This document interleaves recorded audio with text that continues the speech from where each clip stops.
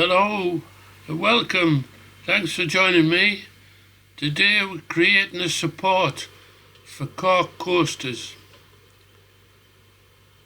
We're using Easel. The CNC's been zeroed for the home point. It lifts it up. It lifts up the cutter. We switch on the router. Press carve, and Easel goes off to do its stuff. I've chosen it to cut this pocket, same size as a coaster, about half the thickness. So it's going to carve it out in a spiral from the centre. Just now I'll speed up the footage. And there it goes.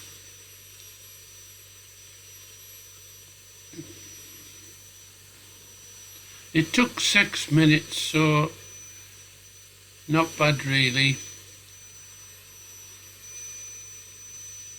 You're always on edge when you're carving a pocket. Is it going to be the right size? So I'm trying to build up confidence. When it's finished, it goes back to the home point. I switch off the router and I can hear myself think again. Can't resist putting the coaster into the pocket, and fits lovely.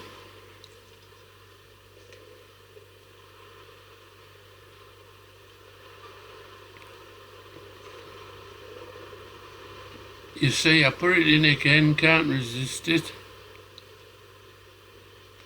And then I'm going to bite the bullet and release the clamp holding the wood. This wood, in this instance, is balsa. It's quite tightly grained balsa, so it's not as spongy as the modelling balsa we used to use for model aircraft years ago.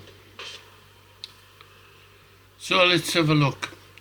There's the coaster in situ, the release slot. Yeah, we've got to get it out at some point. I'm planning to use double-sided tape just to hold down each piece. There's the design software. That's the bit, a 1/4 straight cut bit.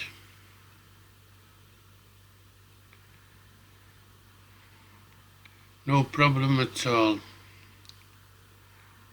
So, I guess we're going to see some coaster designs.